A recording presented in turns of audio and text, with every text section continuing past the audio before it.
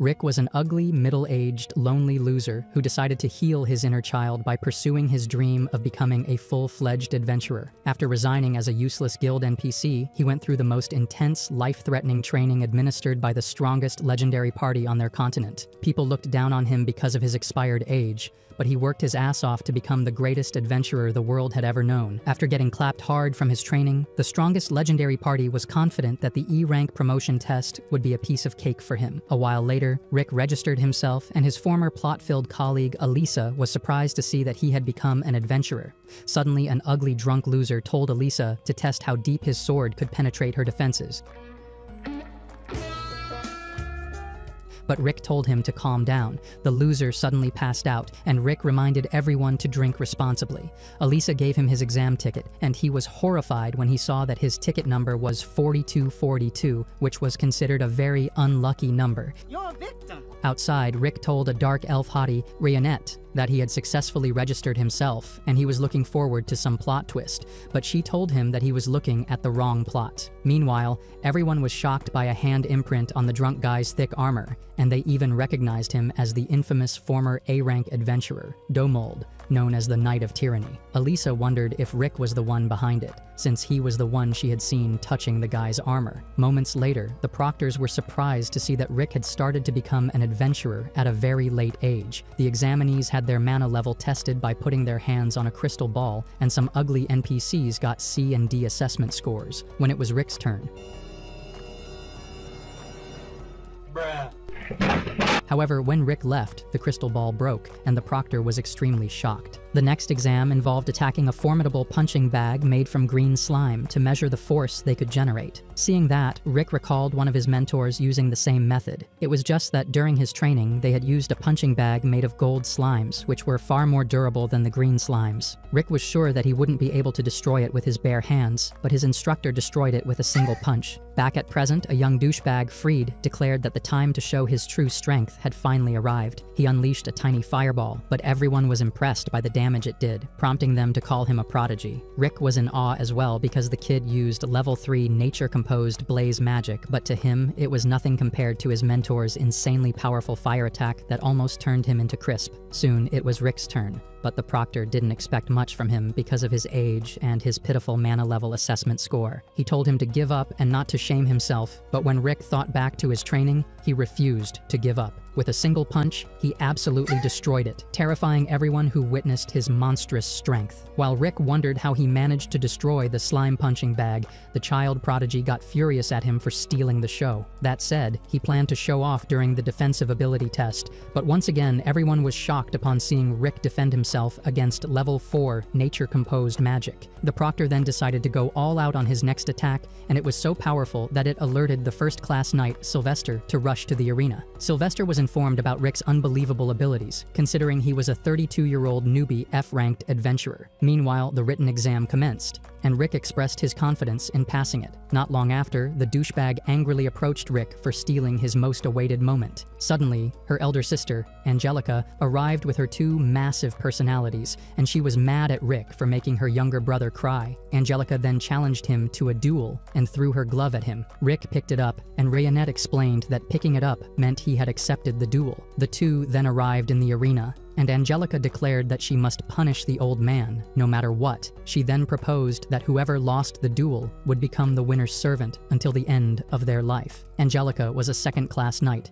and Rick knew that she was way beyond his league. However, when Rionette told him just to remember his training from the past 2 years, Rick started throwing up from all the worst possible sufferings a human like him could ever experience. Rionette wanted Rick to be more confident because he was trained by the legendary party, Orichalcum Fist, the strongest on the continent that acknowledged him as one of them. Rick thanked Rionette for restoring his confidence, and he stepped up against his opponent. Angelica knew that Rick was an F-rank, so she promised to refrain from ending his life. She prepared for the fight, and just by looking at her, Rick could tell that she loved handling hard swords.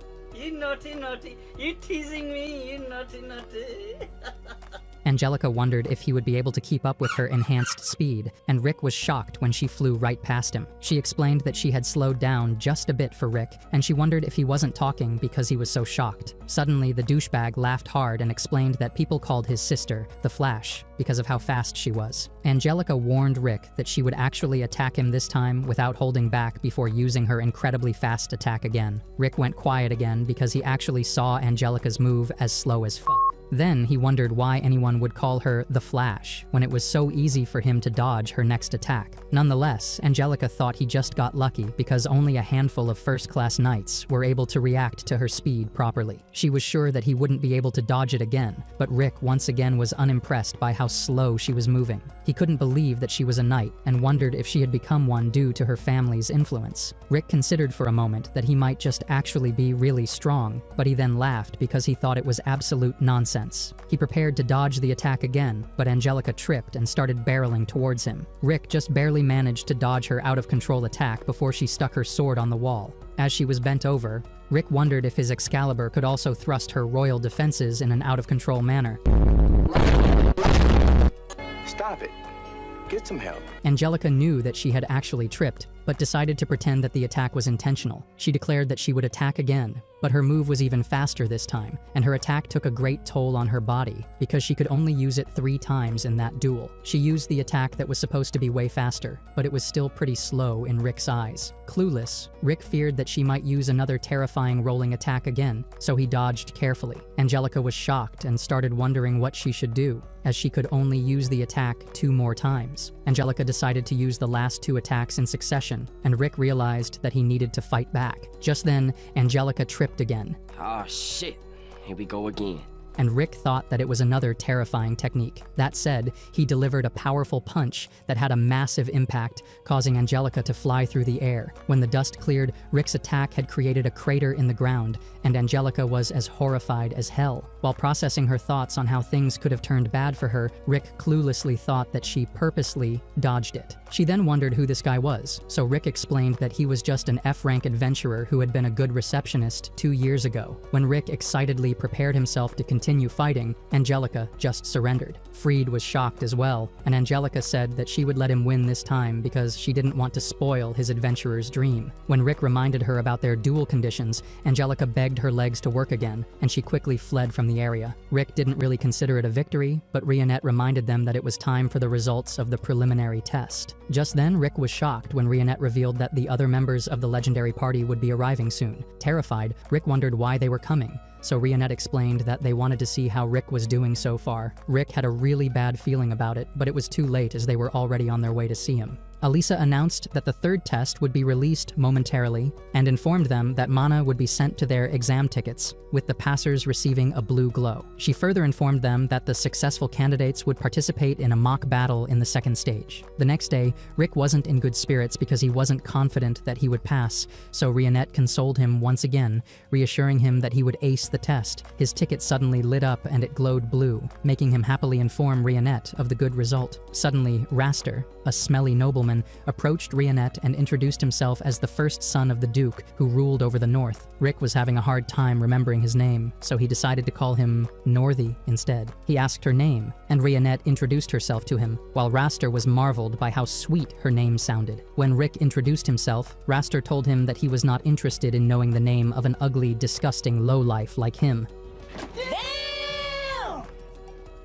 He turned his attention back to Rionette, and he tried using his cheap pickup lines, but he couldn't even pique her interest in the slightest. Raster asked Rionette to become his 2nd wife, but Rick had had enough of his bullshit, so he told him that she was his girlfriend. He was surprised to learn this, but noticed Rick's participation ticket, which cracked him up because he couldn't believe he was still an F-rank hero in his expired age. Rick assumed that he was an exam taker too, but Raster revealed to him that he had already achieved A rank at the age of 14 and informed him that he was there to serve as a proctor. Raster then asks Rionette to dump Rick because he is worse than a commoner, but she turns down his request, telling him that he smells like an anime convention and that Rick is the only one for her. At that moment, Rick knew that 2 things would rise. One of them was his self-confidence. Raster was pissed off by the turn of events, so he promised to show Rick the difference in their capabilities before he walked away fuming. Rick could only hope that Raster wouldn't be his proctor during the exam. Moments later, Freed and Angelica suddenly ran towards him, crying and revealing that an old adventurer had tainted their good reputation. Upon realizing that they all had an embarrassing experience caused by the same person, Raster was pissed off big time. That said, he became determined to exact revenge for what he had done to them by any means possible. While Rick was still concerned about the possible trouble in the future, another older man, Lynx, informed him that he would be in charge of his tests in the second stage. Rick was happy because Raster wasn't his proctor, but Lynx expressed how unusual it was for his age to switch jobs and become an adventurer. Lynx expressed how impressed he was by his determination, and he felt a sense of déjà vu because he became an adventurer at 24 years old. He even told Rick that he hadn't yet achieved his dream of reaching A rank despite being in his 40s, because it had taken him 20 years to reach B rank. Rick was inspired by Lynx's passion at his age, and the two promised each other to give their best in the mock battle. Little did they know, around the hidden corner, Raster was silently eavesdropping on their conversation. When he returned to his quarters, Raster cornered him so they could discuss in the prep room. Rick was enthusiastic, but a messenger suddenly dropped the bomb that examinees numbered 4200 and above would have a new proctor, as Lynx had fallen ill. Their new proctor would be Raster, so Rionette told Rick that he was the same smelly nobleman they had encountered earlier. She even informed him that Raster was more likely related to Angelica and Freed, since they all bore the same surnames. Upon hearing other examinees talk about how Raster was the infamous F-rank crusher, it was at this moment that he knew.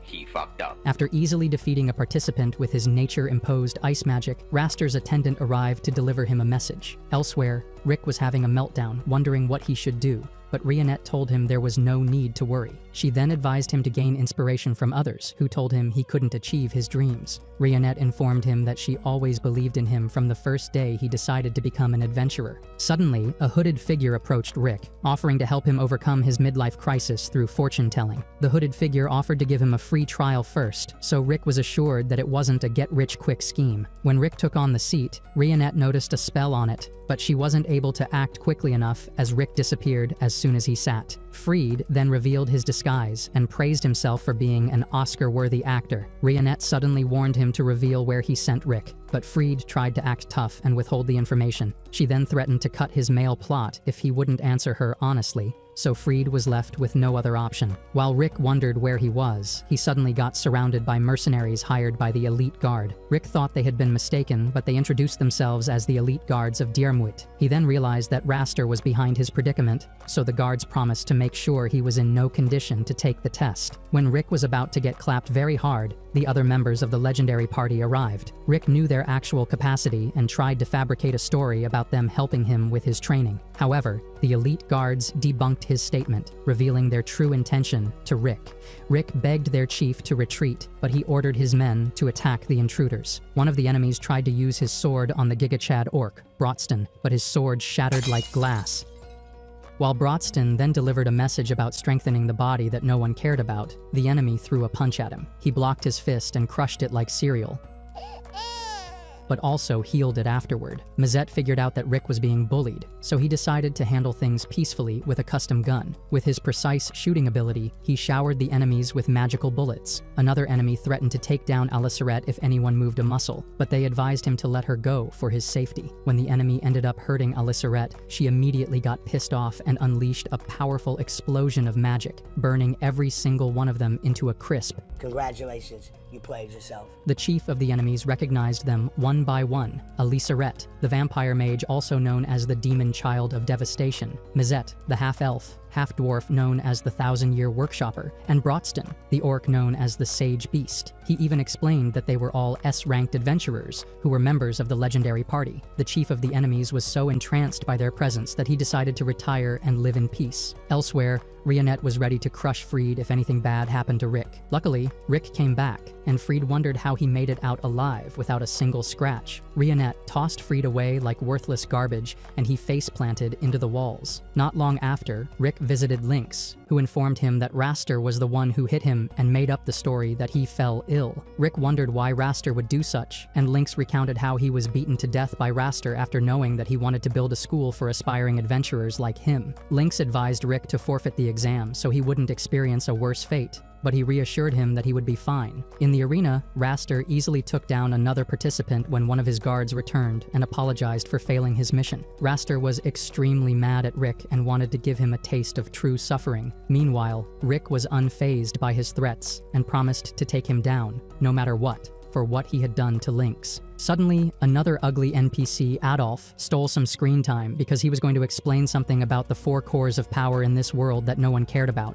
Apparently, despite his ugly ass, Adolf was born with an exceptional ability to tell precisely how much power a person possessed by looking at them. To show off, he looked around and saw Raster, who was a powerhouse, with most of his stats going into mana capacity. However, when he took a look at Rick, his eyes straight up went fucking blind. Help me spam RIP Adolf's eye on the comment section. He should not have been given screen time in the first place. Meanwhile, on the stands, Elisa approached Rionette and initiated some plot-based conversation. When Rionette told her that she was part of Rick's party, Elisa was happy that the bitch was not her love rival. Since everyone was getting ready to watch his mock battle exam, Rionette invited Elisa to join them. She happily agreed and walked over to the seats, but she was shocked by Brotston's ugly face. Mazette tried inviting Rionette to sit next to him, but she declined, for Mazette was one hella horny. Just then, Mazette saw Elisa, and he couldn't help but stare at her giant balloons that made him feel like a wild baboon. Me and my monkey. Just then, Rick stepped out into the arena, and Rionette confidently told them that Rick would pass the exam despite Raster being an A-rank adventurer. Meanwhile, Angelica and Freed were both cheering for Raster to teach Rick a lesson. Rick asked Raster why he became an adventurer, and Raster answered that he just did it for the clout and abuse of power. Raster then fired a level 1 ice spell at Rick that he intentionally missed, but Rick was unfazed by it. To Raster, Rick was frozen in fear after his attack, but little did he know that Rick was only following the advice of Rionette, which was to use the first minute to observe his opponent's movement. Raster was ready to attack Rick for real this time, so he cast a level 3 fire spell at him. The fire blast hit Rick head on, but Rick turned out to be perfectly fine. Brotston told Elisa that a blast like that had no chance of damaging him, explaining that since Rick's mana capacity was really low, he put so much effort into training the other areas. Brotston trained him to the extreme, making Rick undergo tasks like running between villages, but with giant 100-kilogram ankle weights attached while being chased by venomous snakes. He did everything he could to build up Rick's Gigachad strength, while Mazette trained him to master mana control to make sure that Rick could put up some good magical defenses. They also revealed that Rionette was the one who trained Rick in dexterity, which shocked Elisa, as she had thought she was just a maid. Rick put everything he had into learning from them, so he already possessed the power of an S-rank adventurer, although he didn't realize it yet. Raster began insulting Rick and Lynx for being too old to stick around in the adventure business, before throwing every elemental attack in his skill tree. By the time he was done, he believed Rick must have been dead, or at least severely injured, but to his surprise, Rick survived unscathed. Raster was starting to get annoyed by how resilient Rick was, so he decided that he would finish Rick off by casting a strengthening spell on himself. However, as he threw a punch, Rick countered it with his own punch and blew Raster back. Rick had watched Raster long enough that he realized the truth that while Raster had a larger mana capacity, he had never taken the time or effort to refine his powers. Raster had the potential to be stronger than Rick, but at that moment, Rick understood that he was stronger than Raster. Raster then cast a complete incantation spell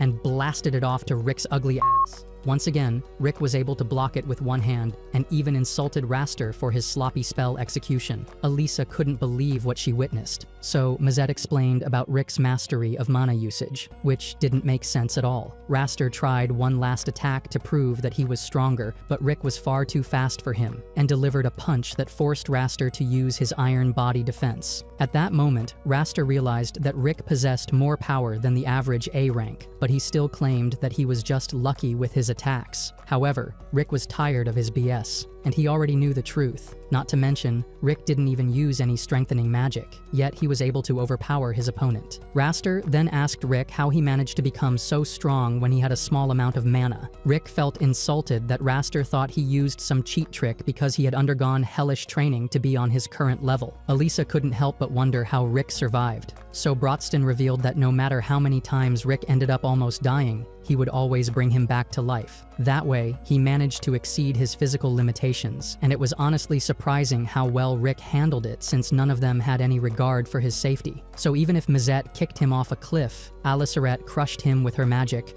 or Rionette put him to dangerous tasks, Brodston would simply spam reviving him. Raster refused to believe any of these BS and wondered what motivation Rick had to train in that way. Rick revealed that he had a dream of eventually killing the world's strongest monster, Kaiser Alsapiet. Raster began laughing at Rick because he thought the monster was nothing more than an old story, but in reality it was very real, and it was the ultimate mission of the Orichalcum Fist. He even called Rick an ugly dumb moron for believing such nonsense, but Rick didn't care at all since his mission had nothing to do with him. Raster then told Rick that he deserved to grovel in the dirt before using a level 7 binding spell to hold Rick in place. He then began chanting the strongest spell he possessed, the level 8 nature-composed magic. Raster believed that there was no way Rick would be able to overpower his spell, but Rick began charging up a level 1 air shot to retaliate. Raster laughed at Rick, telling him that his decision was as poor as his ugly face, but Rick was completely unfazed. Rick had used his air shot over 100 million times already, so he learned how to unleash its full potential. No one believed his BS, since it was physically impossible to do that in only 2 years. But Brodston assured Elisa that Rick was spitting facts. Raster was ready to deliver a finishing blow, but Rick effortlessly snapped the binds on his arms and legs and clashed with his opponent. Suddenly, Raster's spell started crumbling from Rick's power, and in no time it shattered into pieces, sending Raster flying off into the stands and leading the fight to an end. The examinee couldn't comprehend how an E rank completely destroyed an A rank. When Rick returned to the locker room, the others followed to congratulate him on winning the mock battle, especially Elisa, who was wondering if he could destroy her floodgate with his fist. What did he say? Rick finally realized that he was strong, and he thanked his friends for training him so well. They then told him that his victory deserved a celebration, so they should all go out to a bar. Suddenly, Rick heard the voices of Raster and his siblings entering the room, and Raster was clearly in pain from Rick's punch. Rick then revealed to Raster that while he was training, he refined a single technique until he felt like he was going to throw up, but he didn't have to follow the advice if he didn't want to. Raster then walked past Rick and told him that when the time came for Rick's next promotion exam, he would make sure he was strong enough to destroy his pathetic dream. Raster then left, and his siblings followed after him. But before leaving, Angelica lowered her head to apologize for all the trouble she had caused Rick. After that, the E-rank exams had officially concluded, so an announcement was made for the candidates who passed. While Rick eagerly waited for his number to be called, the others had already started a celebratory feast in advance. Rick passed his exam, and he seemed a lot calmer about it than Rionette expected. Rick recalled a childhood memory of reading a book about a hero, Yamato, who fought Kaiser Alsapiet to obtain the Akashic records. After failing to defeat the menace, he left the mission in the hands of future generations. This was when Rick decided to become an adventurer, but his mother wanted him to reconsider, while Rick's father wanted him to get a real job. One day, after a checkup, Rick was congratulated by an examiner who told him that he possessed an innate skill similar to that of the hero. The doctor reminded him that activating his innate skill wouldn't be an easy journey, but Rick was still very happy because it made him one step closer to becoming a successful adventurer. The next day, Rick told his friends that he had an innate skill, and it would be so amazing. However, days turned into weeks, weeks into months, and eventually, Rick accepted that his innate skill would never manifest. His friends encouraged him to become an adventurer anyway, since adventurers made a lot of money. But Rick's reason for wanting to become an adventurer was to be like the hero. That said, he decided to get a real job instead, making his parents feel overjoyed as he was to take a job as a useless NPC. After a few years, Rick became a great guild receptionist, while watching countless adventurers live out the dream he once had. Over time, Rick became more accepting of his NPC life and learned to appreciate spending time with his friends and family. One day, he came across the storybook of Yamato's legendary adventures, but at that moment, it was nothing more than an old Disney story he used to believe in. Rick headed to work the next day, and Elisa's high IQ gave her struggles with simple math. Rick helped her out and told her that she had nothing to worry about as long as she kept showing a glimpse of her massive plot.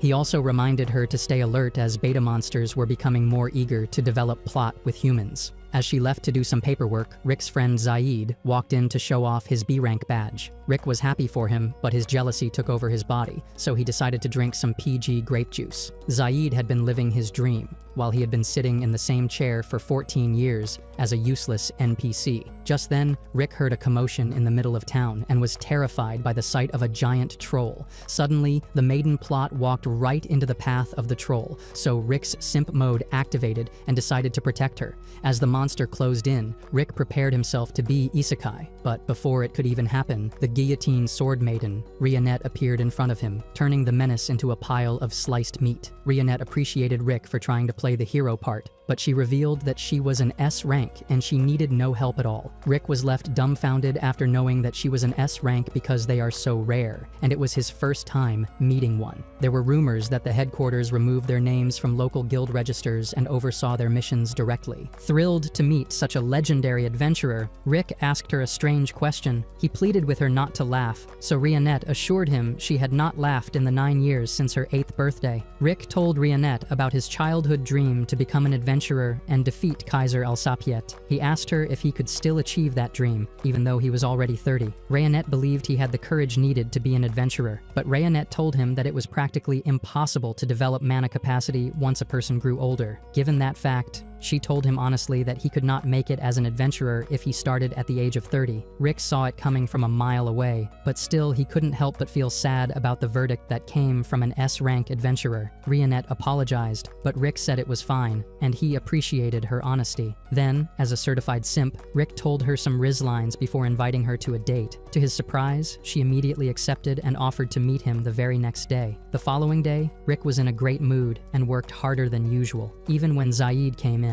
bragging about his new B-rank status, Rick showed no jealousy and wished him the best of luck on his next quest. At the end of the day, Rick happily went out to meet Rionette, secretly hoping they could develop plot if things went well. Just before they could meet, Rick heard screams of monsters attacking, and since Rionette was supposed to meet him nearby, he assumed she was already fighting the intruders. When he found her, she seemed fine, but more monsters were approaching, so she asked Rick to stand back while she handled them.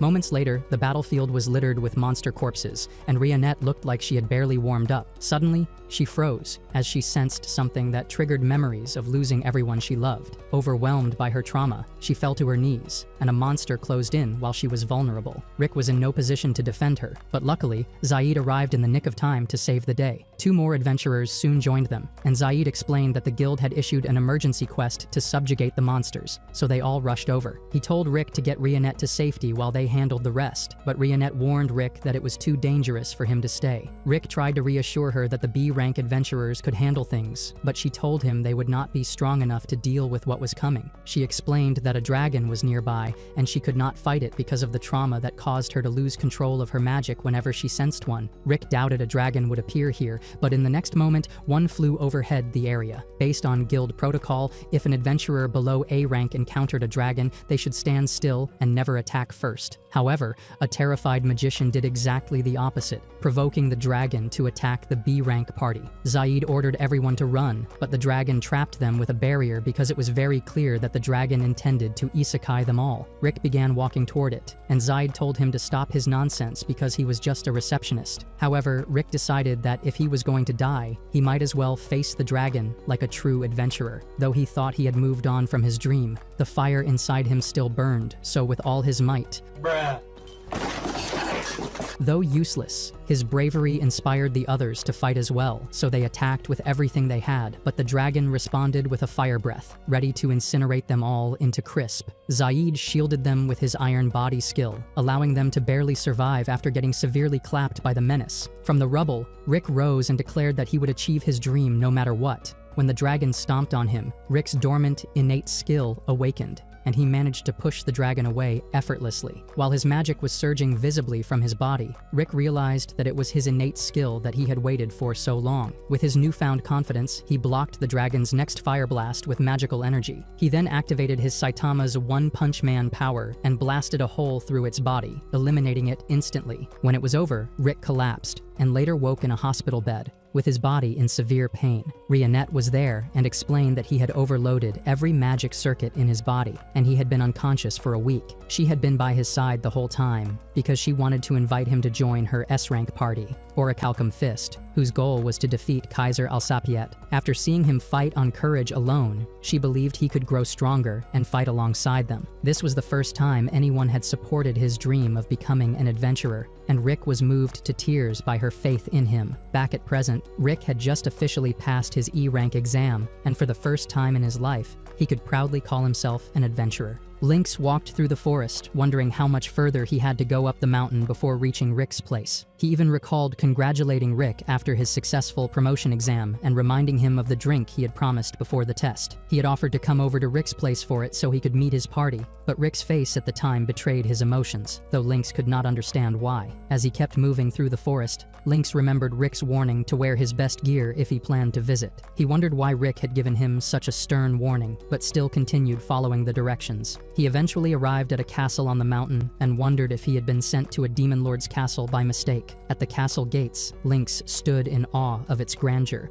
though nervous for his life. He gathered some courage and rang the castle bell, calling out to Rick. Then, he watched the huge gates open, revealing Rick's old, disgusting, ugly face. Rick welcomed him, and Lynx walked into the courtyard, admiring the scenery. When Rick apologized for making him travel so far just to have a drink, Lynx asked him why that area was free from monsters. Rick then told him that monsters never dared to approach the castle. Lynx asked him why he was instructed to wear his best armor, so Rick told him that it was to ensure his body stayed intact, which bothered him greatly. Inside the main hall, Rionette greeted him, so Lynx thanked her for her courtesy and expressed his appreciation for her part in saving his life. From the staircase, Aliceret called out to Rick, and Lynx was surprised at how lively the girl seemed and hoped his own daughter would grow up the same way. Suddenly, Aliceret unleashed level 6 nature magic, and Lynx barely reacted in time to avoid it. Luckily, Rick stepped in to deflect the spell, and he scolded Aliceret for using magic inside the castle. When Aliceret blamed him for not playing with her earlier,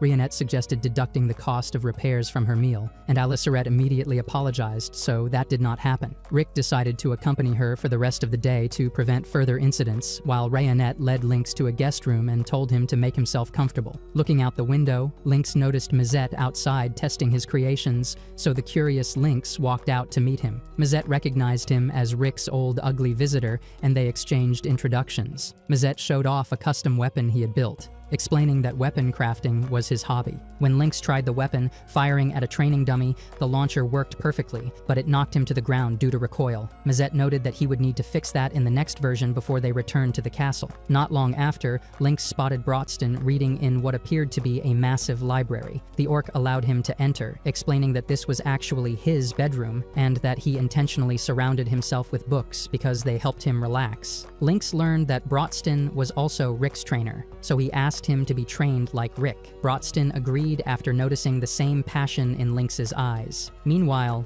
Rick was searching for Lynx when Mazette informed him that Lynx had gone with Brotston into the woods for training. Rick was shocked, wondering why he would submit himself to such cruelty. Elsewhere, Lynx was already struggling through a brutal session, silently praying for his family's well-being. Luckily, Rionette arrived carrying a massive hog for dinner, saving him from being hugging the ground. She recognized the weight strapped to his legs as part of Brotston's training and warned him that Brotston was the cause of Rick's trauma. Their conversation was cut short when Brotston appeared to drag Lynx back for more. By the time training ended, Lynx was just glad to be alive, but Rick was upset at him for taking such risks. Lynx explained that Brotston had promised to be lenient with him, but Rick warned him never to believe that. Mazette complained that Rick was exaggerating, and Brotston pointed out that he could simply revive Lynx if needed. Hearing all that, Rick was unsettled by how little value they seemed to place on human life. Aliceret wanted to play with Lynx, but Rick refused, because he knew that she would turn him to dust. Mazette then blamed Rick for inviting Lynx in the first place, knowing what was more likely to happen. Later on, Rionette served tea while preparing dinner, and Lynx commented on how incredible she was as a girlfriend. However, Rick told him that they were not in a relationship because he was too old for her. Lynx laughed, revealing he himself was a disgusting, dirty, old groomer who was 20 years older than his wife. Stop it. Get some help. He had convinced Rick that things would eventually work out as long as they had feelings for each other. Later that night, they gathered at the dinner table to have dinner. Seriously?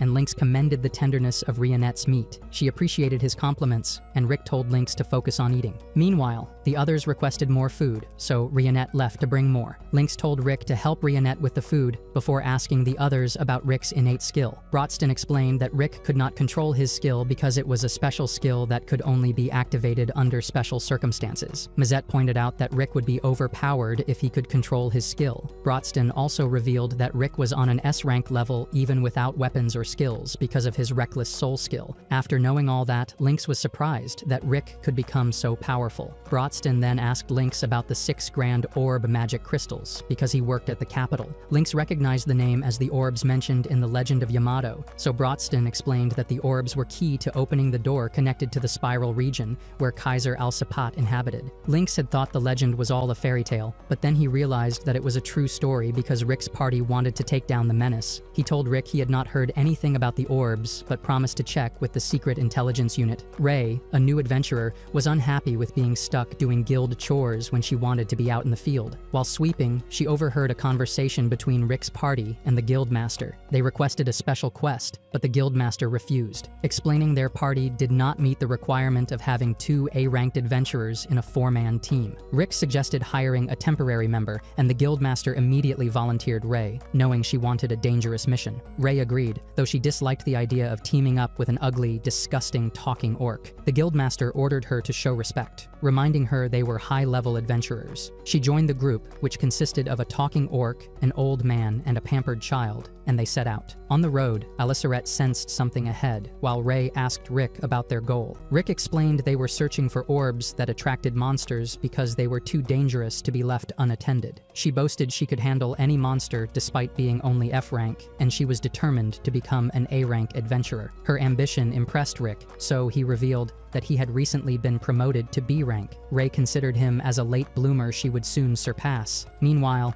Aliceret spotted a light source, and the group headed toward it. Back at the guild, Rionette was worried about Rick and Aliceret, but Mazette assured her that they were safe with Brodston. Mazette tested a gadget that produced wind without mana to see Rionette's plot armor, but Rionette had already anticipated his action. Elsewhere, at the light's source, the party found a wyvern munching on its meal. Ray hid while Brodston approached and casually punched it aside, announcing his plan to fight it. Ray urged caution, warning it could draw more wyverns from the nest. Brodston admitted that it was his intention, and she complained about the party's love for danger. The ugly orc got irritated, so Rick led her away as she continued to protest. A defeated wyvern suddenly landed beside them, shocking Ray. Moments later, a red wyvern appeared, so Ray panicked, insisting they should flee. However, Rick told her to run while he faced it, so she refused to abandon a party member and offered to support him. She was dumbfounded when Rick eliminated the creature with a single blow. The next day, Ray returned to the guild, where the guildmaster praised her for a job well done.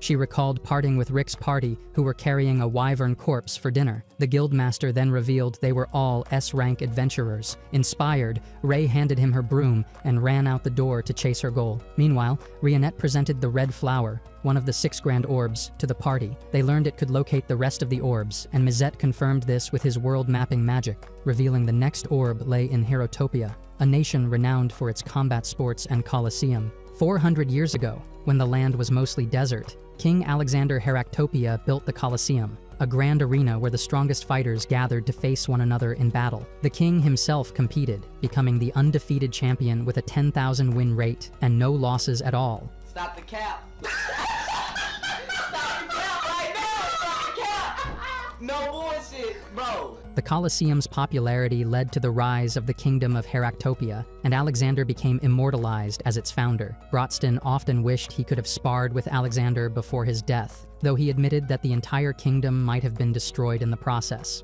Fighting was still a celebrated profession in Heractopia, but Brodston decided it was better to start searching for the item they had come for. The others agreed, and they began looking together. Whenever they asked someone for information, the townsfolk fled at the sight of Brodston's ugly face, making no progress at all. Rick suggested visiting the town hall instead, but before they could leave, they spotted an ugly man pestering a young woman to do some plot development. Rick moved to intervene, but Brodston stepped in first. The man foolishly challenged Brodston to a fight, and he led him into a dark alley. Moments later, and Brodston emerged carrying the limp but still breathing man. Congratulations. You played yourself. The encounter changed the man, who introduced himself as Gold, while the woman gave her name as Milcia. Brodston showed them a red orb and asked if they had seen anything like it. Gold recalled seeing something similar, but could not remember where, and Milcia feels the same way. A loud parade for the announcement of the Fist King tournament passed by, exciting both Milcia and Gold. They explained that the King of Fists tournament would determine the champion of all fighters, drawing over 500,000 spectators annually. Leading the parade was the 5-time champion, Kerwin, a beloved fighter known for his unmatched strength. While admiring Kerwin, Milcia and Gold noticed his champion's belt bore the orb Rick's group sought. After greeting his fans, Kerwin returned to his training gym. The owner apologized for the publicity work, but Kerwin understood it was necessary to build hype. Still, he admitted that the tournament had grown dull without worthy challengers. At that moment, Rick and Rionette entered, and Kerwin immediately sensed they were different from ordinary fighters. The gym owner warned them it was rude to arrive uninvited, but Rick explained they weren't fans because they were adventurers searching for a specific orb. He began to tell the story, but Brodston interrupted, stating outright that he wanted Kerwin's belt. The owner accused them of trying to steal it, but Brodston clarified they sought only the orb embedded in it. Brodston explained that it belonged to a former party member long ago, and they needed it for something important. He promised to have a perfect replacement gem made to put in the belt, but the owner accused him of lying and called for someone to throw them out. Kerwin stopped him, explaining that his sharp sense of smell could detect lies, and Brodston carried no such scent. Even so, he could not simply give away the belt, as it was the pride of Heractopia. The only way Brodston could claim it was by becoming the tournament's new champion. Brodston accepted the challenge without complaint and turned to leave. Rick asked if he was really walking away without the orb, but Brodston was confident because he simply had to win the tournament. As they left, the owner complained about their rudeness, but Kerwin warned him that forcing them out would have ended with everyone in the gym dead. The owner was shocked upon realizing their true strength. Kerwin noted that the maid carried herself like a trained assassin. The seemingly ordinary man had honed his body to an inhuman level, and the orc was the most intriguing of all. Outside, Brodston suggested they all join the tournament so they could win the belt fairly. To enter, they needed to pass preliminaries held in both the east and west of the kingdom, followed by a qualifying match before reaching the main event. Brodston planned to register at the eastern gate, while Rick and Rionette would enter through the western gate to avoid being in the same bracket. They agreed,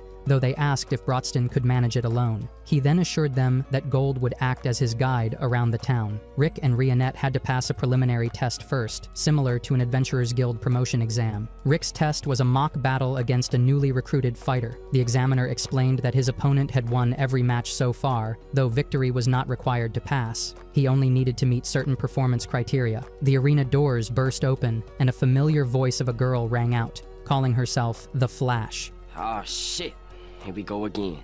She boasted about her speed and warned her next opponent to watch out. However, her bravado vanished when she saw Rick, making her ask why he was there. Rick could have asked the same, but he worried about an awkward encounter after their last meeting. Knowing Rick's strength, Angelica lamented her bad luck, but since she was determined to protect her win streak, she decided to go all out, hoping her speed would overwhelm him. She dashed forward only to trip and hit the ground. She thought she was just overthinking, so she stood and tried again, but fell once more.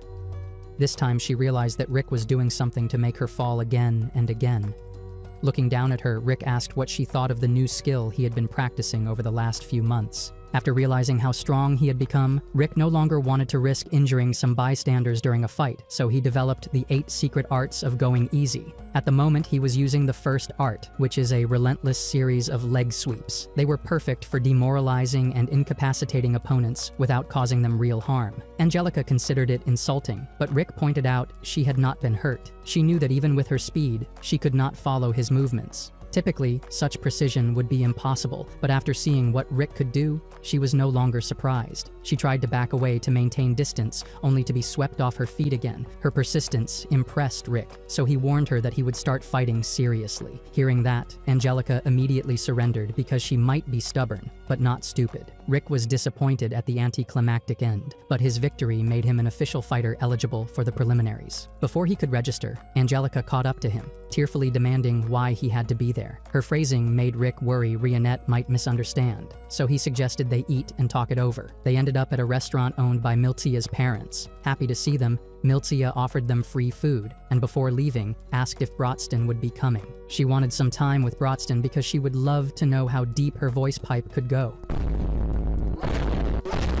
However, Rick told her that Brodston was registering in the Eastern District, so she left them with a disappointed face. Once alone, Angelica asked why Rick had come, so he told her that he was thinking of winning the tournament, which stunned her. Rick then asked why she was there too, since a knight like her usually fought with a sword. She then told him that she had her own reasons, and confirmed that she intended to compete as well. Hearing that, Rick felt even more determined to win, which surprised her because she thought he was aiming for next year's tournament. She explained that qualifying required 40 wins against random fighters, a process most people completed over months. With only a week left before the preliminaries, it would be impossible. Rick, however, simply told her that he had already booked 10 matches per day for the next 4 days. The next day, Rick began his matches, and his first opponent was a shady-looking fighter, Grit. The coordinator warned that Grit was rumored to cheat by using a hidden weapon, though no one had proven it. When the match began, Grit revealed an impact stone hidden in his shoe, which multiplied the power of his punches many times over. He struck, kicking up a massive cloud of dust, and when it cleared, the only one injured was Grit himself, with both his arms bent the wrong way. Confused, he wondered how the stone had failed when it could shatter boulders. Rick then attacked using another of his secret arts of going easy, intentionally missing so that the force of his punch knocked Grit out without eliminating him. The crowd was stunned, and with that, Rick's first match ended. Rick and Rionette went to watch one of Angelica's matches, where she lived up to her title, The Flash, by launching her opponent straight into a wall for an easy win. It was her 40th victory, securing her place in the preliminaries. The achievement motivated Rick even more, though Angelica still could not believe he planned to complete 40 matches in only 4 days. She explained that fighters could only register for 1 match per day at a single venue, while Heratopia had over 10 venues. Some were remote, located over 100 kilometers from the nearest one, making it nearly impossible to travel between them quickly enough. Rick cut her off, saying he had a match at the Green Hill Arena soon. Angelica warned there was no way to make it 30 kilometers away in time, even by carriage, so Rick clarified he was not taking a carriage because running would be faster. He vanished in a burst of dust, leaving Angelica questioning her claim to the title, The Flash. While she was still processing the blow to her ego, Rionette invited her to watch Rick's match. Angelica wanted to, but admitted she could not keep up with him, so Rionette offered to take her instead. Angelica hesitated, sensing danger, but before she could refuse, Rionette scooped her up and began leaping from rooftop to rooftop.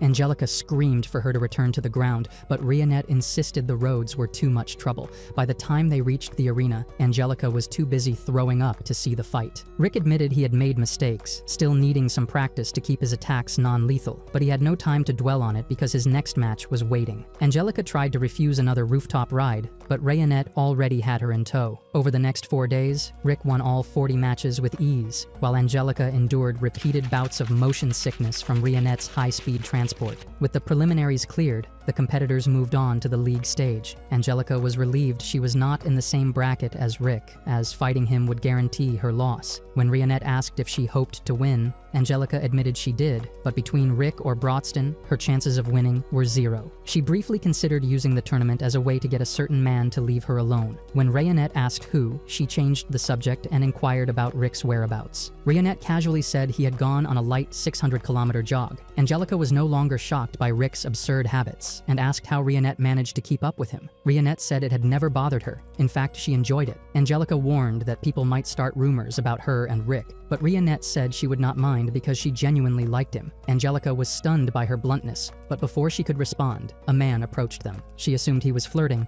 but instead, he begged them to help out as part-time workers because they were short-staffed. Later, Rick returned from his jog and was approached by a man named Snape, the chairman of the West League. Rick asked how Snape knew him, only to learn he had become famous for being the fastest man ever to qualify in the league. Snape shook hands with Rick, but before they could speak further, his guard stepped out of the bar and informed him that Angelica was not there. Snape looked disappointed, and Rick asked if he knew her, and Snape confirmed they were close, though he was simply a merchant on good terms with the Diarmuid family. Changing the subject, Rick asked when Snape had retired from fighting, and Snape was surprised Rick knew he had been a fighter. Rick explained that his grip gave it away, and those were the hands of someone trained in combat. Snape admitted he had once won a small tournament, and the crowd's cheers had been unforgettable, but that was 20 years ago, and it was both his first and last victory. Though long retired, his passion for fighting remained, and his company was even sending a fighter to this year's tournament. Unfortunately, another business called, and he had to end the conversation. Before leaving, he asked Rick to tell Angelica that he had come looking for her, and to remind her not to overdo it, as he wanted her to take care of herself. After Snape left, Rick went inside, where Milkia approached him to check if everything was fine. She had seen him talking to Snape and was glad nothing happened, but she warned him to be cautious. Despite his gentlemanly appearance, there were rumors of Snape's ties to the criminal underworld. Rick was surprised by this, given Snape's connection to Angelica's family. Snape's company became the major sponsor for this year's tournament, granting him the right to send any fighter he wished to send. Rick's thoughts were interrupted by some bar chatters talking about the bunny girls outside. When someone mentioned a dark elf bunny girl, he felt a strong urge to see it for himself. Outside the West League Stadium, Angelica and Rionette were dressed as advertising bunny girls. Angelica threw herself into the role, though only because she could not refuse the man's desperate request. Rionette was there solely because Angelica agreed to it, and the job was really simple. However, another dirty, drunk old man caused some commotion, persistently trying to squish some bunny balloons. That said, Angelica gave him some severe beating for his trouble. She was still stomping on him when Rick arrived, stunned by her outfit. However, Rick stopped looking at her as soon as he noticed Rionette. Sparks practically flew between them, leaving Angelica standing awkwardly between the two. Elsewhere, Kerwin's coach read a newspaper article about Brodston, who had finished all his qualification matches in 2 days. Kerwin could feel that Rick was more domesticated compared to Brodston, yet still impressive for completing his matches in 4 days. He was eager for the upcoming fights, and the coach's mind drifted back to when he first met Kerwin in a rundown city. He had found him in a bar after single-handedly defeating an entire gang, granting him the alias Hungry Wolf of the Slums. Kerwin had assumed that the coach was there to challenge him, but instead, the coach offered him an opportunity to come to Heractopia and fight for glory, wealth, and the chance to face powerful opponents. That was all Kerwin needed to hear, but it had been a long time since he was this excited. The next day, the leagues began, and only one fighter from each block could advance, ensuring fierce battles every round. Block A opened with Angelica against a Gigachad female, Helen. Angelica seemed to be pushing herself harder than usual, and though she won by kicking Helen into the wall, Rick's match followed and his opponent began charging a special move, but Rick ended it instantly with a single chop to the neck. The rest of the matches went much the same way, with Angelica winning after hard-fought struggles, while Rick dispatched his opponents effortlessly. Angelica remained on a winning streak, but to secure a place in the tournament, she could not afford a single loss. Rick encouraged her to give her best, but before he could offer advice for her next fight, she walked off. Her next opponent was a formidable man, Taylor, and even though she was faster, her strikes barely made an impact. She tried compensating with magic, trapping him in a water prison before sending a bolt of lightning into it, yet he still stood. Smirking, he taunted her for draining out so quickly, so Angelica enhanced her speed, but her stamina was gone. The man outpaced her easily and knocked her out. After receiving healing magic in the infirmary, she stepped outside to find Rick waiting. She had no desire to talk, but Rick explained that the matchup had been bad from the start. Yet she could have won if she had switched tactics instead of using moves that drained her stamina. Angelica brushed off his words, but Rick kept following, sensing something was bothering her. Eventually, she revealed that when her parents died, Angelica and her siblings inherited the Deermoot estate, but as children, they quickly fell into financial ruin. Their scheming grandfather struck a financial deal with Snape in exchange for Angelica's engagement to him, giving Snape a noble connection. She and her siblings worked to restore the family's fortunes, but by the time they succeeded, it was too late to cancel the engagement.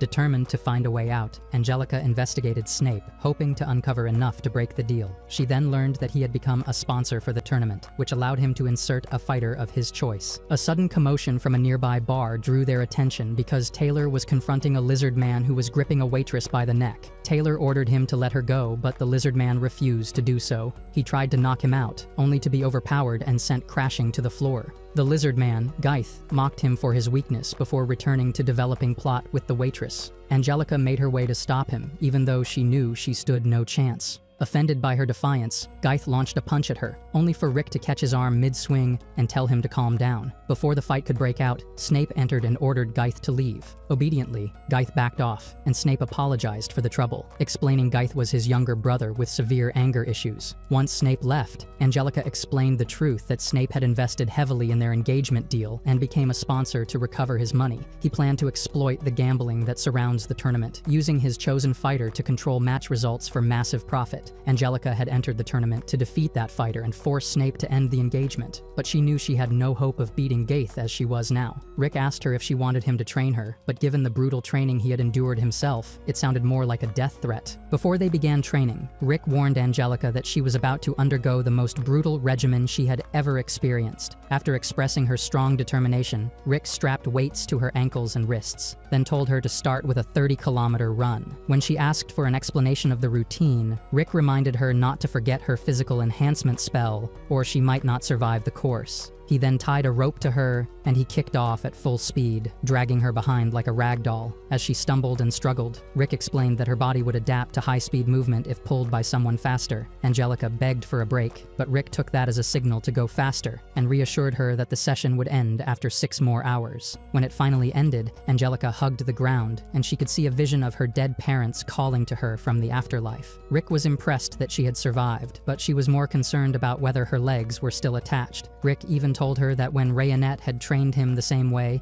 he had been knocked unconscious. Angelica was proud she had lasted the day, unlike Rick, who had been revived 3 times. Rick then told her that they would continue after lunch, so Angelica pleaded for mercy. He walked away, saying he would return in an hour, so Angelica retreated to a small cafe for lunch, deciding not to return. In her mind, this was not training, it was torture, but she wrestled with guilt and convinced herself she was retreating strategically, not running away. Suddenly, Rick appeared, and Angelica was completely shocked. After ordering tea, Angelica assumed that Rick had come to scold her and told him to get it over with. However, Rick understood her, and he recounted how he had run away dozens of times during his own training. Back then, Brotston revived him, denying him even the escape of death, so over time, he grew used to losing his life repeatedly. Angelica wondered how he managed to endure such conditions for 2 years, so Rick explained that Brotston convinced him to keep going, because regret would be greater than his suffering if he quit. That choice to stay or walk away had made the ordeal more bearable. Hearing that, Angelica revealed that she had always hated noble traditions. She knew she was not suited for it because she wanted to serve her family as a fighter, not as a noble. Renewed with determination, she followed Rick back to training. After asking about her fighting style, Rick was sure that she would be stronger with a sword, but she reminded him that the tournament prohibited weapons during duels. That said, Rick suggested that she turn herself into a weapon by modifying her hand to become a sword. He then introduced Rionette as her special instructor for her new training, and she stepped forward, eager to begin. The next day at the arena, Angelica faced a new opponent, Silva. Angelica's feral demeanor startled her fans because they had hoped to see her in her noble glory. The old spectator noticed the change in her fighting style, and just like that, Angelica ended the match. Instantly, with a single decisive strike, the commentator declared her the winner, and Rionette was pleased with the result of their training. Still, Angelica struggled with her lingering trauma from the harsh training sessions. After the match, she returned to the inn in a state of crisis, and she was unsettled by the wary glances from the citizens. She was unsure what she had done in the fight to earn such reactions, but Rick reassured her that the victory was worth it since it secured her a place in the tournament. Rayonette added that even the citizens now recognized how dangerous she had become, which surprised Angelica, for intimidation was not the image she wanted. Aliceret entered the inn with Mizette, prompting Rayonette to ask if they had found any of the 6 orbs in the Empire. Mizette reported that the mission had been busted, disappointing Rick in the process. Mizette then tried simping over Milchia, but she coldly brushed him off. Gold arrived with Brotston, and Milchia's floodgate opened. They shared dinner, during which Mizette asked Brotston about his side of the tournament. Brotston expressed confidence in winning the orb by taking the championship. Aliceret expressed interest in entering, but Rick warned her that it would be disastrous, as she could easily destroy the arena. Brotston asked Angelica if she was competing, and she confirmed, before revealing that Rick was training her, which surprised Brotston. Rick praised her as a quick learner, though Angelica knew that her chances of winning were so small. Brotston assured her that she would do fine, and the others joined in encouraging her as well. Her spirit was lifted, and Rick told her to show everyone the full results of their work. The next day, the main tournament began, and the arena was packed with the crowd roaring with excitement. The announcer introduced the fighters who had passed the qualifiers and listed the matchups. The first match was between Gaith and Herman, the second between Angelica and Doug, and the third between Rick and Serena. Rick silently thanked his luck for avoiding Brotston in the opening round, knowing he would concede right away. The 5th matchup was Donnie versus Brodston, and the 8th was Eddie versus Kerwin. The announcer revealed the rest of the first round pairings and invited spectators to place their bets. Angelica pointed out to Rick that Geith had been placed in an easy bracket to avoid facing Brodston or Kerwin. It was a match-fixing scheme by Snape to make Geith seem unbeatable. Rick understood their strategy, but Angelica vowed to ruin it, explaining that she was set to meet Geith in the 2nd round. Rick asked what she would do if they met in the final, but she assured him that would not happen. She would face him before then. Brodston and Rick left the arena but were stopped by Kerwin, who expressed his surprise at their presence. The ugly orc reminded Kerwin of their promise to take the belt from him, and Kerwin looked forward to their challenge. Brodston walked off, promising they would meet in the semifinals, and Kerwin's trainer noticed his excitement, saying it reminded him of the first time Kerwin stepped into his gym. Back then, Kerwin's trainer told him about Garen, a gym member who had reached the tournament's top 4. Eager to face him, Kerwin agreed to a sparring match, but his trainer warned him not to finish off a challenger and reminded him that weapons and armor were prohibited. Kerwin accepted the rules, determined to win, but Garen defeated him. Though untrained, Kerwin's performance impressed his trainer, who believed he could become the greatest fighter with proper training. After the loss, Kerwin's attitude changed, and he trained harder, craving stronger opponents who could push him to improve. Eventually, he won his first King of Fists tournament, dominating the finals. At present, during the fight between Geith and Herman, Herman's weak punches failed to affect Geith. Annoyed by Herman's persistence, Geith then struck him down, knocking him out before walking away because he was irritated by the audience's cheering. Angelica recognized his strength, but Rick noted Geith's amateur-like movements despite his power. She dismissed the observation, believing the crowd already saw Geith as a strong fighter. Angelica, Rick, and Brodston each won their matches and advanced, so the last match of round 1 featured Eddie versus Kerwin. Eddie tried his best, but Kerwin already anticipated his move and knocked him down. Brodston then explained that Kerwin used his sense of smell to predict attacks. Then Eddie unexpectedly floored Kerwin, but Rionette explained it was intentional because Kerwin rose and countered Eddie's rush with a decisive blow, winning the match to the crowd's excitement. The next day, Rick and Rionette awaited Angelica's fight against Geith to gauge her training results. Snape approached Rick, asking to sit beside him, pretending to be friendly with Aliceret. However, she saw through his act and told him to stop the cap. Rick asked why Snape wasn't with the VIPs, so Snape explained he wanted to watch his fiancée. Meanwhile, Geith, who suffered a hangover from heavy drinking, encountered Angelica before the match but didn't recognize her. When she introduced herself, he recalled Snape warning him not to hurt her face before the wedding. Angelica vowed to show the results of her training, but Geith dismissed her confidence, claiming he had achieved his physique naturally. His arrogance infuriated Angelica, who swore to humble him.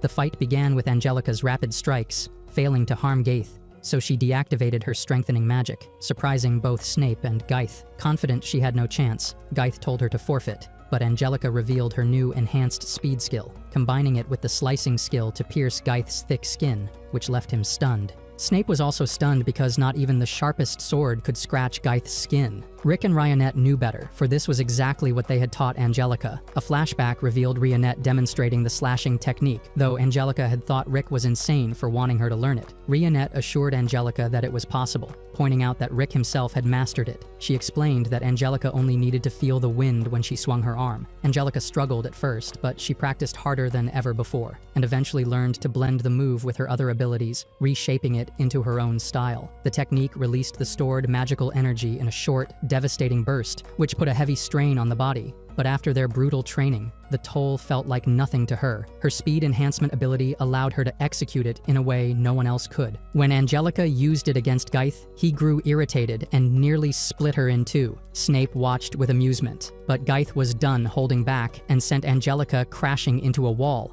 telling Snape he couldn't resist doing whatever he pleased to such a spirited opponent. Angelica refused to quit, but Geith had seen her flicker ability enough to match her speed. That said, he struck her hard, mocking her as mediocre trash. Rick's concern grew, while Snape was satisfied to witness Geith's overwhelming power. Snape remembered when Geith had beaten him so badly that he was forced to retire from fighting. Geith was a perfect prodigy, born with every gift needed for combat and a cruel streak to match. He taunted Angelica relentlessly, calling her worthless and saying no amount of training would change that. He even insulted her parents, and Snape knew Angelica suspected him of rigging the match to make Geith lose, but the truth was the opposite. The odds for a sponsor's fighter to win were low, so Snape had taken advantage, placing a massive wager on Geith's victory. The crowd watched in horror as Geith ruthlessly battered Angelica. Rick could see she was closing to her limit, but Angelica was determined not to regret anything, as she had once promised him. She threw one last punch, only for Geith to grow more intent on finishing her. Rick tried to stop the match, but it was too late because Geith prepared his finishing blow. By some stroke of luck, Geith missed, sparing Angelica's life. Geith was declared the winner, and he quickly realized that Rick had thrown a shoe to interfere. Rick was fuming in anger,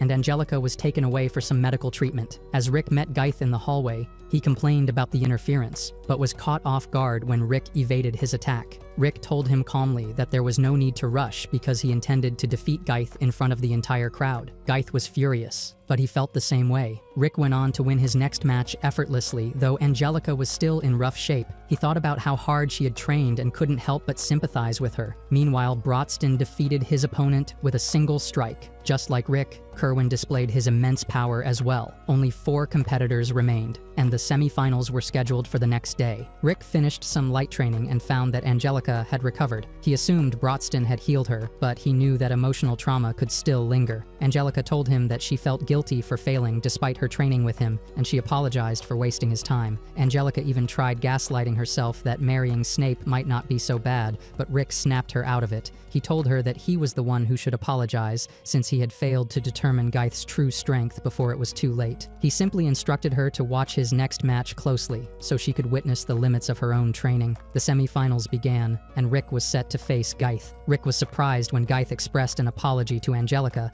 but it turned out that he was only sorry for not ending her life. The fight commenced with Geith taunting Rick, but Rick crushed his face in with a precise strike. He had brought the prodigy to his knees and told him that he was nothing but an ugly, pathetic weakling who got rejected from joining Rimuru's army. Emotional damage. Geith assumed Rick was just overconfident, but another strike knocked him down again. Angelica was shocked to see Rick's attacks affecting Geith's iron-like body. Though he had barely exerted effort himself, he was only using a controlled force, delivering blows that didn't hit the surface, but they penetrated directly into the body. No matter how strong Geith was, perfect timing meant major damage. Rick gave Geith a chance to quit, but he used dragon strengthening magic, intensifying the match. The magic consumed a huge amount of energy, but for Geith, it was effortless. Snape explained that Geith had never trained his magical capacity, he had simply been born with it. Rick, on the other hand, was practically the opposite. Rick prepared his next strike, and Angelica was shocked because Geith had quickly learned the technique she had been practicing. The crowd fell silent, and Geith assumed they had grown bored of watching a Gigachad dominate an ugly weakling. Rick blocked another attack and was pleased to see Geith finally showing signs of fatigue. Geith was shocked that no matter how hard he struck, Rick had not shed a single drop of blood. Rick was using a special technique that dispersed attacks throughout his body, taking hardly any damage. Rick explained that he had restricted his physical abilities to match Angelica's level. Winning this match wasn't the only goal. He wanted to show Angelica the true potential she could achieve. He had turned the fight into a virtual rematch of Geith versus Angelica. Geith was furious, but Rick calmly told him to think carefully about his next attack. The Gigachad ironed up his body for his next attack, but Rick just shattered his armor to pieces. Rick explained that Geith had never tried hard enough at anything, so getting this tired was new to him. Snape refused to believe that Rick could surpass Geith in power, but Rick's party pointed out that he hardly had any ability at all. Rick had started training after the time for developing his magical capacity had passed, so technically, he was below average. Snape couldn't comprehend how he could exceed a prodigy like Geith, but Angelica began to understand why. Rick told Geith that he wasn't used to being tired, so he could no longer retain perfect precision in his attacks. Those who truly push themselves continue even through exhaustion. The moron tried to keep attacking, but it was useless. So Rick explained that true prodigies refine their skills through relentless effort, a process he had witnessed with his friends. Geith had always believed he was the strongest alive, but in reality, he had only faced opponents he could defeat. Enraged, Geith summoned the greatest of dragon strengthening magic, practically transforming himself into a dragon. Snape revealed that Geith had called upon the ancient blood of the dragons. Rick was caught off guard by his sheer power, and his next punch barely affected the beast. Geith's body was like metal, and his attacks had become even faster. Being born with such a powerful body was an advantage, so Rick realized that winning under his current condition wasn't possible. Geith was glad Rick had come to his senses, but Rick meant something else. Someone at Angelica's current level wouldn't be able to defeat him, but that didn't mean Angelica should give up. She only needed to keep training, so that the next time her life was on the line, she would be ready. Rick then began adding months of training to himself, gradually amplifying his own power. When he released 12 months worth of training at once, He became too fast to see. Angelica realized that she wasn't at that level yet, but she recognized that Rick was using her speed enhancement skill in a truly advanced form. She realized that this would be her strength if she endured another year of hellish training. With the fight under control, Rick continued explaining that ordinary hard work couldn't overcome innate differences. It required madness to continue exerting extraordinary effort. He reminded Angelica that she had already pushed herself to death during her training, and if she could sustain an entire year of such intensive training, it would mean a flawless victory. Angelica reflected on Rick's words about the regret scale, and she declared that she had been born with a scale that only ever tipped in one direction. Rick knocked Geith onto his back and wondered if the lizard was truly the kind of opponent that could push him through this struggle. Geith had learned nothing, so Rick decided it was time to end the fight. He used the slashing skill, less precise than Angelica's, but it was enough to defeat him. He told Geith he was lucky not to be facing the Angelica that would exist in a year. Rick and Angelica exchanged smiles as Rick was announced the winner.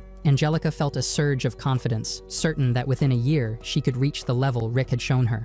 Rick had already been declared the winner of his match, and surprisingly, Snape remained calm. Apparently, he was secretly pleased to see Geith defeated because his stepbro had once destroyed his back. Sorry, I meant his life as a fighter. Snape felt no sympathy for him, and since he lost a large bet, he could no longer marry Angelica. The tournament moved on to its second match between Brodston and Kerwin. Kerwin was the defending champion, but Brodston had crushed every opponent he faced with a single punch. Even just standing there, Brodston radiated a terrifying power, so Kerwin knew immediately how formidable the Giga Chad orc was. The fight began with Kerwin launching a barrage of punches, but the crowd was amazed as Brodston effortlessly pushed him back. Excitement coursed through Kerwin's body because he had never faced such raw strength before. The excitement from the crowd turned to horror when Geith returned to the arena because the dragon-blooded lizard, now unhinged, rampaged through the stands. He attacked Kerwin, but the seasoned fighter stopped him easily and sent him flying. Geith's strength had reached A-rank levels, yet Kerwin had already surpassed it with little effort. The party began to speculate whether Kerwin had entered the realm of the S-rank. Kerwin was frustrated to hear that his match would be postponed until the next day, but Brodston remained calm. Later, the group gathered for a meal, strategizing that all they needed was for Brodston and Rick to win to secure the orb. Rick, as usual, was absent, having embarked on a 700-kilometer run, and Angelica no longer batted an eye at his extreme behavior. Far from the city, Rick found Kerwin training. Concerned that Kerwin might exhaust himself before his match with Brodston, Rick warned him, but Kerwin didn't care. Instead, he challenged Rick to a sparring match, and he reluctantly accepted his challenge. Rick's incredible speed immediately shocked Kerwin, while Kerwin's dodging skills impressed Rick. He then wondered why Kerwin had been hit once during the tournament, because he knew that Kerwin relied on his strong sense of smell in combat. Kerwin, acknowledging Rick's strength, decided to share his backstory. Kerwin had grown up constantly chasing his next fight, but eventually there were no worthy opponents left. Things improved when he arrived in Heractopia, only for him to begin defeating everyone there with ease. He started knocking people out in under a minute with a single punch, and fights became his routine, and excitement vanished. One day, someone warned Kerwin's coach that spectators were growing bored because Kerwin kept winning so effortlessly. This person urged Kerwin's coach to have Kerwin throw fights to keep interest alive. His coach didn't care and would never instruct Kerwin to lose on purpose, but not wanting to cause trouble for the old man, Kerwin reluctantly threw a fight, letting everyone believe he was beatable while secretly maintaining his true strength. From that point on, Kerwin began balancing spectacular fights with intentionally sloppy ones. He crafted his performances so the audience would be enthralled, all while still winning 3 matches in a row. Rick, seemingly indifferent, simply warned Kerwin not to underestimate Brodston. The next day, the much-anticipated fight was set, so defense magic had been cast over the seating area, keeping the audience safe as the two fighters faced off. The battle commenced much like their previous encounters, but this time Kerwin unveiled a new move. He rotated his arm at an incredible speed, amplifying the force of his blow. The strike was enough to deflect Brodston's hand, though the counterattack nearly eliminated Kerwin. Kerwin grinned, recognizing Brodston's ability, but he could immediately tell that Kerwin wasn't fighting seriously. Meanwhile, Brodston was also merely holding back for the sake of the audience. Kerwin revealed to him that he had been restraining his power to keep the fights entertaining. Kerwin acknowledged that the Giga Chad orc was formidable, yet even Brodston couldn't reveal the whole truth without exposing Kerwin's intentional restraint. Kerwin felt a pang of shame, but was silently commended by Brodston for prioritizing others over himself. Brodston had to adjust his strength to match match the situation, so he decided he would only fight using 2 fingers and barely move from his spot. It seemed unfair, but Kerwin accepted the challenge, and the duel continued with Brodston tossing Kerwin around using just 2 fingers. Kerwin realized the fight was still thrilling, as the crowd cheered for him, unaware of the subtle intricacies at play. Mazette, however, sensed that Brodston had a clever strategy in motion, and Kerwin fantasized about facing Brodston at full strength, eager to unleash all the attacks he had been holding back. However, he hesitated, unwilling to disrupt the carefully balanced spectacle. At that moment, his coach had seen through Kerwin's restraint and urged him to fight without limits. The dream of his coach had been to train the strongest fighter in history, and he wanted Kerwin to reach his true potential. Encouraged, Kerwin decided to fight freely,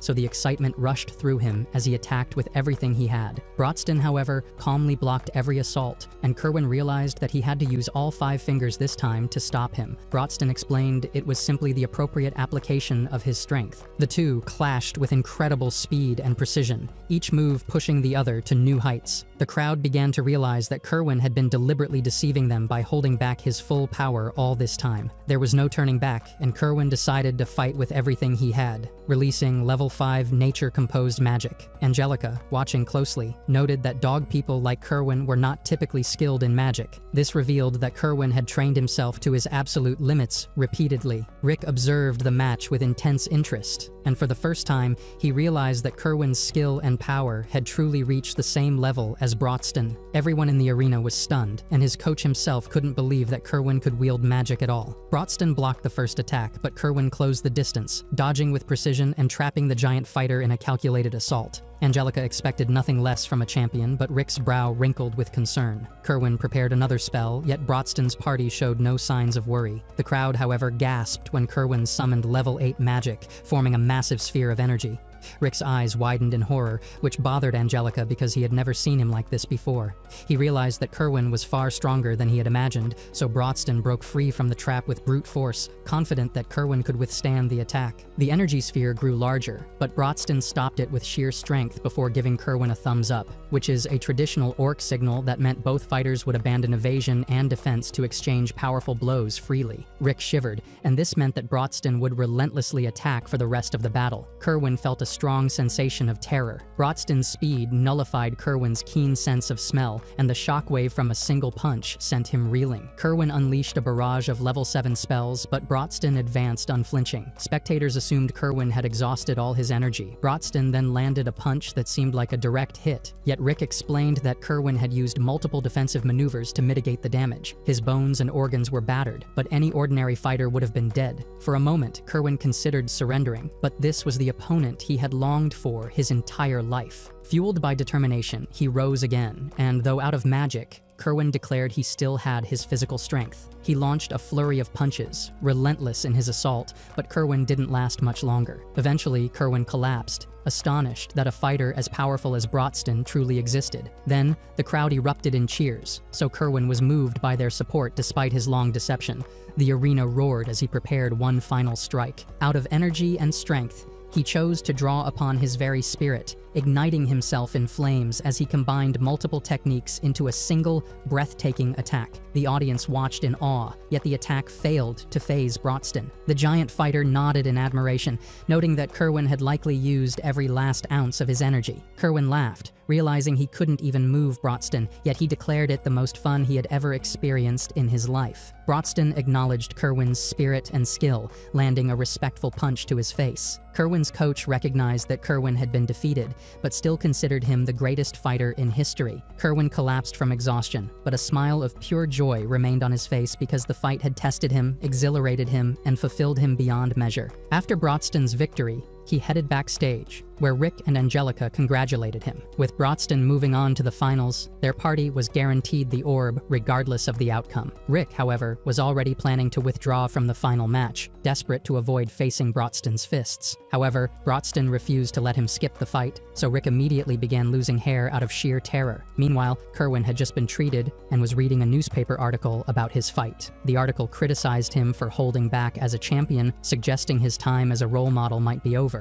His coach, however, saw saw the kids outside still idolizing him and realized that public opinion wasn't a real concern. More impressively, he had never anticipated the raw power he unleashed against Brodston. His coach reassured him that losing wasn't the end. It only meant Kerwin needed more training to win next time. Kerwin appreciated his unwavering care and wondered why he always went out of his way for him. He then explained that he had thought of Kerwin as a son and would do anything for him. Just then, Brodston entered the room, realizing he had interrupted a touching moment, but decided to stay. He asked Kerwin how he was doing, so Kerwin told him that most of his bones were broken. Brodston offered to heal him, but Kerwin refused, wanting to feel the pain, which was something he hadn't experienced in a long time. He had been holding back before, but after losing to Brodston, he was eager to witness the final showdown between Brodston and Rick. At the same time, Snape arrived at Rick's inn to check on him, only to find Rick locked in his room. Angelica was trying to persuade him, but Rick refused, convinced he would die facing Brodston. Snape understood his fear, but stressed how much everyone wanted to see the match. Rick remained firm because his life was worth more than the tournament,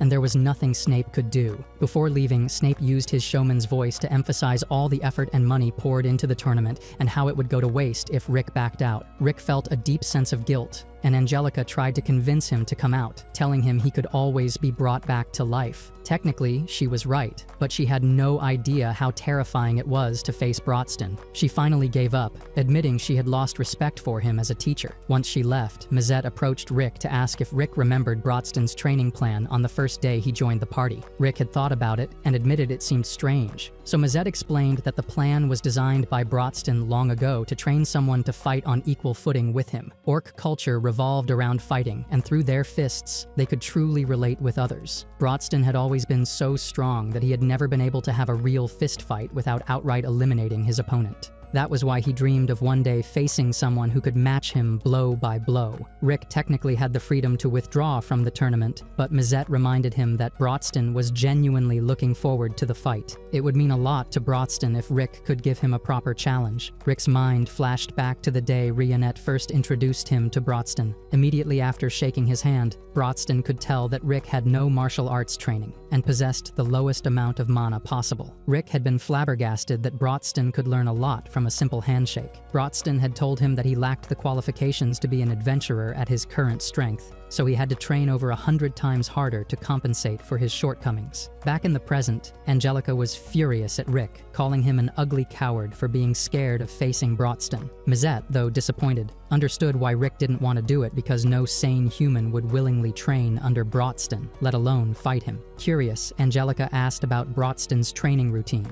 so Mazette explained that it had been absolute hell for Rick, that he had gone a little crazy a few times. That said, Angelica was starting to grasp how grueling it had been, especially considering Rick had no innate skill. Aliceret then interrupted, revealing that Rick actually did possess a skill, which shocked Angelica since she had never seen him use any. Mazette explained that the conditions to activate Rick's skill were extremely difficult, and the skill took a massive toll on his body. Brodston then forbade him from using it, knowing he couldn't control it safely. Later that evening, Rionette visited Rick, so he asked if she thought he was pathetic for avoiding his fight with Brodston. She reassured him that she didn't think that way and understood his fear. However, she admitted that she would admire him even more if he found the courage to face Brodston. That small encouragement anchored something in Rick. The next day, the tournament began, and the crowd was buzzing with excitement. While the announcer listed the prizes for the winner, Rionette and Angelica checked on Rick. Angelica asked if he was okay, and Rick said he was, though his face betrayed his terror. Rionette then whispered to Rick that she would let his Excalibur explore her floodgate however he wanted, if he would win against Brodston. Yeah, boy. The match commenced, and Rick flickered at Brodston quickly, and he managed to wound Brodston. Brodston's eyes widened at Rick's speed, but Snape couldn't even track what had happened. Rionette explained that in a fraction of a second, Rick had moved, attacked, blocked, and outpaced Brodston, using his slashing skill. Rick pressed the attack, punching relentlessly and forcing Brodston to defend. He jumped off the arena walls and launched a heel kick, attempting to knock Brodston to the ground. Brodston defended and countered, but Rick ducked under the strike and executed another slash. Angelica immediately recognized the effort it took to achieve such speed and precision, so she realized how much sheer willpower and skill were required to reach this level. Considering that Rick had been terrified moments ago, Angelica wondered what Rionette had told Rick to inspire him that way. Rionette revealed to Angelica that she had promised to allow Rick's key to be the first to unlock her precious gate. What do you mean by that? Angelica's got flustered and felt some kind of heat running through her body. Brodston, on the other hand, was sensing the moment and decided to fight at full strength. He drew back his arm, preparing a punch so powerful that Rick had no choice but to leap out of its path. That singular strike carried more force than level 5 magic, a harsh reminder of why Rick had been terrified to face Brodston in the first place. Brodston didn't give him a moment to recover, and he unleashed a flurry of punches, threatening to obliterate anything in its path. Rick dodged with all his skill, but Brodston's speed allowed him to sneak up from behind. A clean strike was moments away from landing until Rick activated his air cushion spell. The spell redirected Brodston's punch, saving Rick from what could have been a fatal blow. It was already remarkable that Rick could block a strike of that magnitude with a level 1 spell, but what made it extraordinary was that he cast it without incantation. Brodston's eyes widened because he had never managed a spell with that kind of fluidity. Rick admitted that he owed it to the severe training he received from Aliceret and Mizette. They confirmed that Rick had pushed himself beyond limits to master instant casting, even accidentally overexerting himself at times. Rick then dashed toward Brodston again, but the Giga Chad orc tried to stop him with a shockwave. He circled around and closed in for a flowing strike,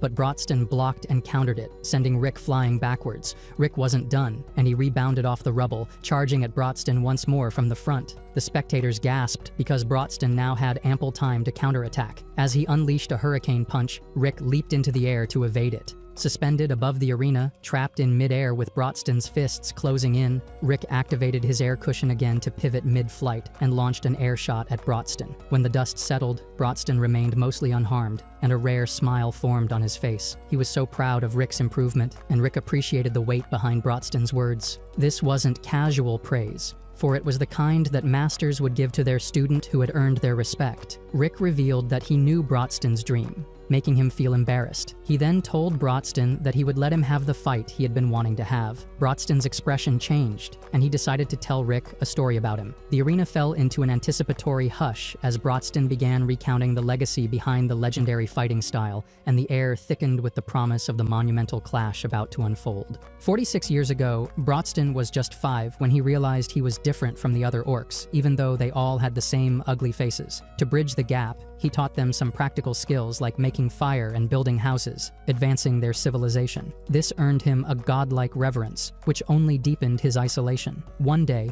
during a fierce storm, Brodston was away from his pack, and by the time he returned, Storm Kun had isekai them all. Later, after killing a wyvern, and a man suddenly attacked him from the bushes, Brodston easily evaded him, surprising the man with his agility and noting that Brodston read books and had slain the wyvern, terrorizing the local village. The man had accepted a quest to exterminate the orcs, but seeing Brodston's calm and rational demeanor, he apologized. Brodston was used to human aggression, so he accepted it. Intrigued, the man stayed to talk with him, and in their long discussion, the man learned Brodston's loneliness and his longing for a fight with someone as strong as himself. Brodston knew such a dream was unlikely to be achieved, and the man understood him, recalling a personal dream he had yet to fulfill. He explained that he had once fought alongside Yamato, a legendary hero. Amazingly, the man revealed he had authored the book himself, confirming its stories were true.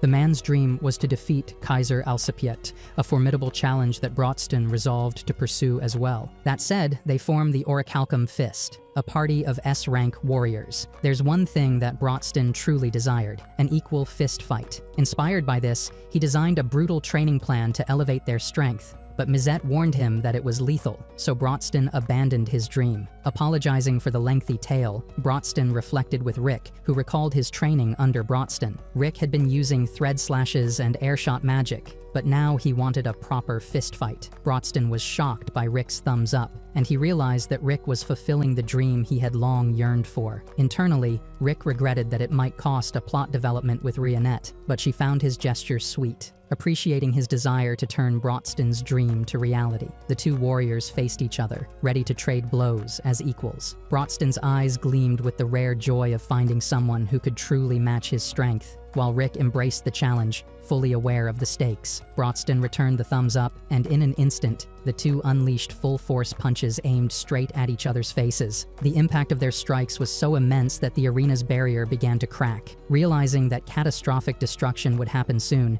Mizette immediately asked for Alicerette's help, and she cheerfully boosted his magic. With her spell fully cast, the spectators were safely teleported away, leaving only Kerwin behind, who was strong enough to handle the fallout. Kerwin rushed over, asking what had happened, and Mizette explained that the audience had been sent outside, so Rick and Brodston could fight without risking fatalities. Soon after, the arena barrier shattered entirely, and the force of their punches began causing massive explosions. Numerically, Rick had landed more hits, but Brodston's attacks were several levels stronger, and it was starting to show. Rick landed another punch, only to be knocked back by Brodston with such force that he did a backflip and got face-planted. Struggling to rise, he remembered all the brutal training Brodston had put him through and refused to let the fight end like this. He charged again, trading blows with Brodston, who was now fully enjoying the fight. Brodston smashed Rick into the arena wall, destroying a section of the stadium. Rick barely managed to move his fingers from the pain, and Angelica feared he couldn't continue. However, Rick wasn't finished yet, and he knew that he had to pour everything he had into this moment. His fists clenched, and a red aura enveloped him, activating his innate skill. Brodston froze in shock because he had never expected Rick to awaken this ability. Unknown to Brodston, the other party members had secretly trained Rick to control this skill. Its activation required not magic or physical strength,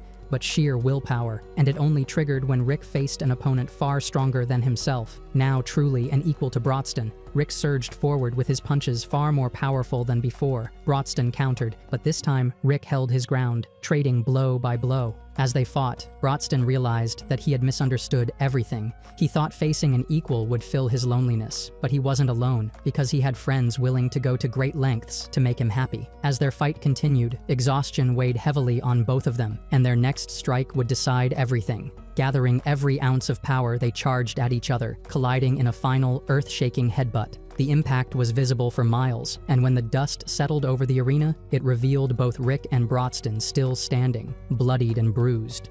Rick praised Brodston, acknowledging his incredible strength, though he couldn't bring him down. He then collapsed, but Brodston reassured him that he hadn't lost. The fight had ended only because Rick honored Brodston's dream of an equal fist fight. In Brodston's eyes, if anyone deserved to be called the victor, it was Rick. Soon after, Brodston collapsed as well. A while later, Rick woke up in the hospital and found the champion's belt on his waist, with Rionette sitting beside him. Rick had been asleep for 3 days, and the others were starting to get worried that he might not wake up. Then again, the last time he had used his skill, he had been asleep for a full week, so his training must have been incredibly effective. Rick was glad he was all right, but wondered why he had the champion's belt, since he clearly remembered going down before Brodston at the end of their fight. Brodston then told him that he thought Rick was the true victor of that match, so he wanted him to have the belt. Rick was happy to be acknowledged by Brodston, but the fact remained that Brodston was like a Dark Souls boss because he could have easily cast a healing spell on himself and kept going. Even in that state, Rick might have held his ground against Brodston during their fight, but he hadn't been limited to just his fists. Rick knew he would have stood no chance, but Brodston reassured him that he was indeed strong, and also thanked the others for everything they had done to train him. They then all tried to deny their involvement, but Brodston knew they had done it for him. Rick, on the other hand, had no idea this was their intention, so he was pretty surprised now that they had succeeded. Before Brodston took the orb out of the belt, he asked Rionette to bring over the orb she had made to replace the real one. As a finishing touch, Alicerette used some of her magic to charge the orb, making it even harder to tell it was fake. Angelica decided to just pretend she hadn't seen any of this. Just then, Rick remembered something he had been curious about, so he asked Brodston about Reinhard, the man he had seen in his flashback. Rick wondered if Reinhard was the same person from the 200-year-old legend and how he was still alive after all this time. Brodston didn't know Reinhard's exact age, but knew that Reinhard's inborn skill prevented him from aging too quickly. It had been a couple of years since Brodston last saw Reinhard, and Rick wondered if he was on some important mission. In reality, Reinhard was just running away from his publisher because he was late on the deadline for one of his books. Later that night, Snape met with Kerwin to tell him that both Rick and Brodston had refused to become the new champions and return the belt, so Kerwin was next in line to receive the title. However, Kerwin really didn't like the idea of becoming a champion again just because of a technicality. The next morning, everyone prepared to head home, and Rick had accidentally packed a little too much food, so they bought a carriage to transport it all. Aliceret was sad that Angelica had to leave, but she promised she would come visit, especially since she wanted Brodston to train her. Rick was shocked after hearing that Angelica wanted to train under Brodston and asked if she wanted to die. By now, Angelica was well aware that she would have to die a few times to grow stronger, and she was prepared for whatever might happen. She intended to catch up to Rick someday and even surpass him, so Rick felt excited to see how strong she would become by the next time they met. Angelica asked if Rick intended to run back home, and he said he would. It was almost 2,800 kilometers away, and Angelica didn't believe he could make it that far. Rick explained that he had run when he came here in the first place, and it only took him 3 days. Even so, Angelica pointed out that the goods he bought would take several months to cross that distance by horse, and all the food would go bad by then. Aliceret then reassured her that it would not be a problem with a little magic. Mazette then hit the horse with a dose of magical steroids, allowing it to travel faster than a rocket. With everything prepared, Rick was about to set off, but Rionette stopped him and asked when they were going on their hot spring plot development. Yes! Yes! Yes! Yes!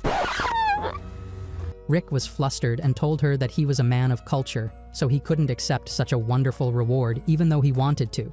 No! No! No! Mazette understood Rick's thought process, since his fight with Brodston had essentially ended in a tie. That said, he proposed a race back to the castle, and if Rick won, he could go on the hot spring date with Rionette. But if he lost, he would have to do the 100 times training. Rick didn't like the sound of that and tried to reduce the stakes to 10 times the training, but before he finished speaking, Mazette and Brodston had already begun running. Rick followed soon after because he really wanted to develop plot with Rionette and really didn't want to do the 100 times training. Call upon the heavens, feel the power of a god, and watch this next video.